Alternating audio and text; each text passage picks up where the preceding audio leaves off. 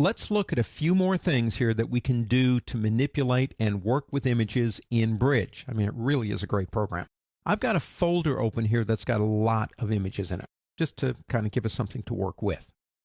What if I'm looking for something in particular, and I'm not sure about keywords or anything, but I know the name of it. I know these are all named sequentially. But let's come down here. I do have one called 4360. So let's go way back up here again. All you have to do is begin typing that number in. Watch. 4360. It'll take you right to it. So that's a quick way to do it. Let's say I don't like the name. Now, if I click here, I can change the name if that's what I want.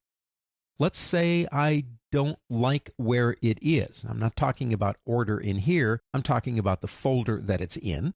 I can grab it and I can drag it. Now, I can drag it into another folder. I can even drag it on the desktop if I want to. But if I let go, it's going to move it. So let me come back here again. I want to copy someplace else. A copy on the desktop, a copy in another folder I have in favorites. So what I do is I hold the Alt key. That's the Alt key in Windows, the Option key on a Mac, and just drag it. You get the plus sign. Now, if you want more than one, Shift click or Control Command click, get a whole bunch of them, and you can do the same thing. So we can move them, we can rename them, we can find them. What if you don't want it anymore? Andy, that's a horrible photograph right there. I don't want that photo anymore. Press delete. Now that's delete on a Mac, backspace in Windows, and you will be treated with that. Do you want to delete it or just reject it? Put the reject on it. Now if you say delete, it's going to take it into the trash.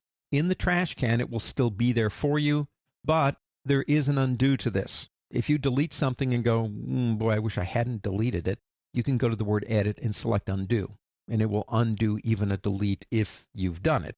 But if you've forgotten and close Bridge down, don't forget it would still be in your trash can if that's something you wanted to do. Now, one of the other things that I love about working in Bridge is being able to rename things in a batch. Well, for example, all of these photos were taken on the Coast Starlight, which is an Amtrak train that goes from Los Angeles up to Seattle. If you ever get a chance, go on the Coast Starlight and do the one from Los Angeles to Seattle. Beautiful scenery, beaches and oceans, all kinds of great stuff. Anyway, I've got a lot of photos, but I don't want them named DSC, and that's my D3's naming convention, okay? I want them Coast Starlight and then numbered from 1 to whatever. So I'm going to select everything, Command A on a Mac, Control A on Windows, go up to the word Tools on the pull-down menu, and go to Batch Rename.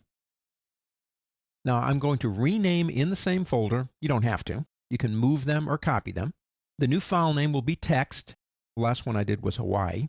And it's going to be called Coast Starlight. I suppose I could put Amtrak in there too if I wanted to. Sequence will start at 1. 4 digits gives me up to 9,999. I don't have that many images, but that's all right. Do you want to preserve the current file names in the XMP metadata? That would give you the ability to either search with the original file name or restore it if you wanted to later. I don't think that is something that takes up a lot of file size, so I usually leave that on. I want compatibility with everything. Since I'm working on a Mac, that's grayed out, but I want Unix and Windows. And it's telling me what it's going to look like right here.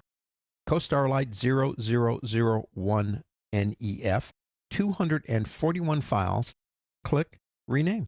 Now you can preview it if you want to. That shouldn't take too long.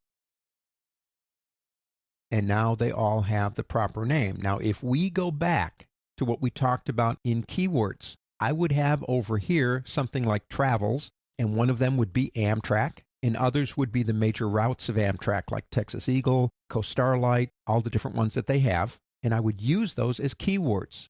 One more way to get what I want quickly. So we can move, delete, create, change, copy, even batch rename with the click of a button in this program. Pretty powerful.